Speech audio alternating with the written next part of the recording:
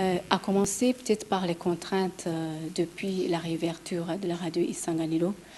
Je dirais que la contrainte majeure est liée aux conditions sécuritaires actuelles. Voyez, une information bien fouillée commence aux sources d'information. Et nous n'avons pas accès à ces sources d'information comme on le veut.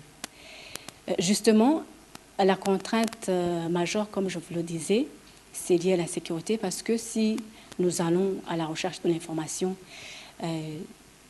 la première base, c'est la population.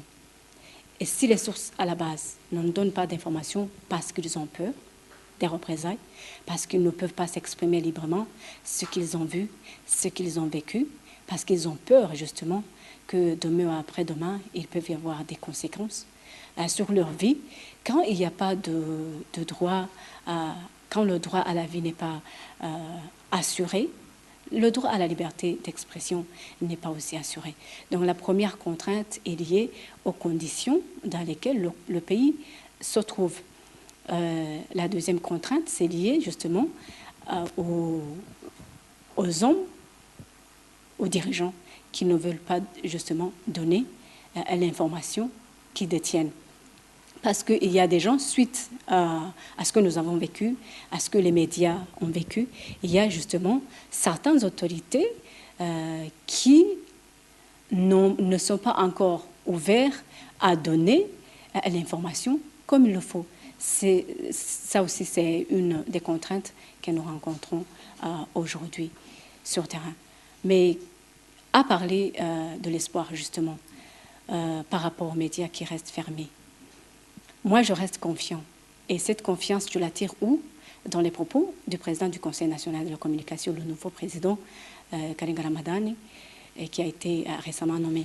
Il a déclaré, lors de la dernière célébration de la journée internationale dédiée à la liberté de la presse, et il était vraiment positif, il a dit que il a déjà relevé certaines procédures qui n'ont pas été respectées dans la fermeture des médias. Il a dit bon, c'est inimaginable, ce n'est pas normal de voir un gouverneur d'une province se réveiller un jour et aller fermer une station de radio.